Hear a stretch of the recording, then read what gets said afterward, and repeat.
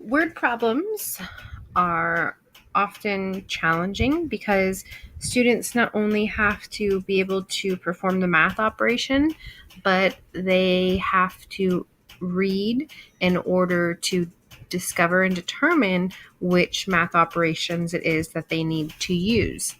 So it's not just as self-explanatory as having a problem, a division or multiplication problem put in front of them, but they have to really read and comprehend to determine the appropriate operation to use. So in class, we use what is called the 3 reads method. So we read the problem at least 3 times. The first time we read the problem, we're only reading it like a story. I always tell them that word problems are just like a story, and the first thing we need to do is just to understand the story that we're hearing. And so this helps the students because what I ask them to do at this time on our first read is just to visualize, to see it in their mind, see the story that's happening, so that they can have kind of a visual understanding, and that kind of helps them understand what's happening with the math. So if they can visualize these items being divided into groups, they can see that it's division. So the first read that we do, we read and then we just summarize the story. We don't talk about any numbers, we just summarize the story. So for this problem, Jackie is throwing a surprise birthday party. She buys 21 pizzas for the party. She wants to put an equal amount of pizzas on each table at the party. She places 3 pizzas on each table. How many tables will be at the party? So I would just ask the students to summarize with a partner what was the story about? And so it would be as simple as Jackie's throwing a surprise birthday party and she buys some pizza for the party. So we're just summarizing the story so they have understood what they're reading, and then they can tackle the math and begin to tackle the math on the next read.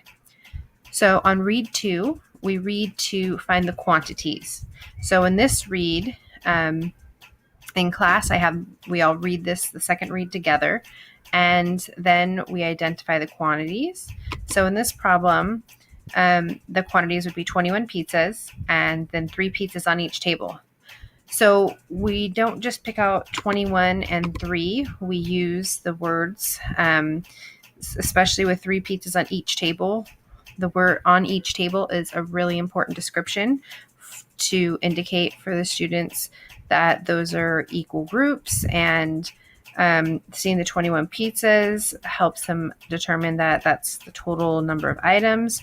So these are concepts that they need to know in order to properly set up their problem and understand the word problem. So those important descriptions that go with the numbers, the quantities, they write down.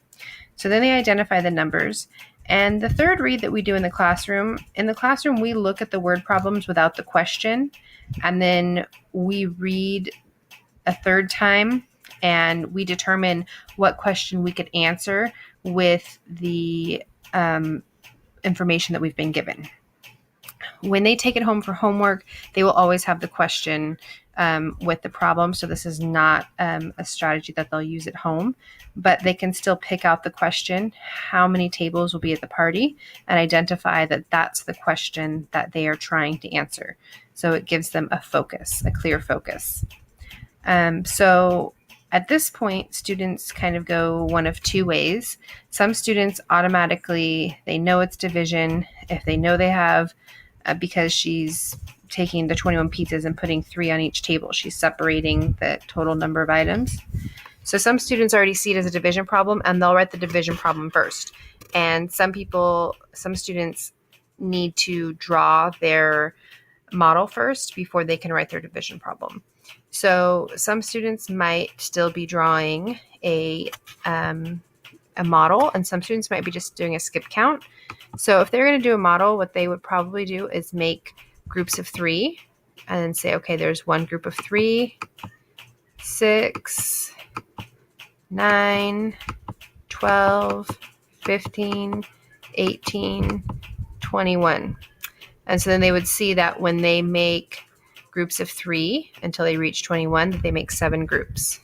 Some students might just be at a skip count 3, 6, 9, 12, 15, 18, 21, and then go back and count that they skip counted 1, 2, 3, 4, 5, 6, 7 times, that there were 7 groups of 3. And then they might write their division sentence. So some students write their division sentence first or their equation first, and some do their model first. Either way is fine. And then they need to be able to explain their thinking. Some students understand that they need to pick out the quantities in a problem and write an equation for it, but sometimes they guess at it. They grab the numbers out and they make an equation, and they don't really understand conceptually what they are trying to discover with those numbers. They've just done word problems enough to know that they need to grab the numbers and perform a math operation with them. So the last part, explaining their thinking, really shows that they understood what the 21 divided by 3 equals 7 means in the context of this problem. So they could say something like, I knew 21 pizzas was the total number of items, so I divided 21 pizzas into equal groups of 3 pizzas for each table to find out that Jackie will have 7 tables at the party. It's important that they know that the number 7 that they discovered through their models and their division equation was representing the number of tables at the party, and that they understand that the division work that they did was taking those 3 pizzas and dividing them into groups of 3 onto each table for this problem. So those are really the steps that we go through to thoroughly read, comprehend, and understand the math that we are doing on a word problem.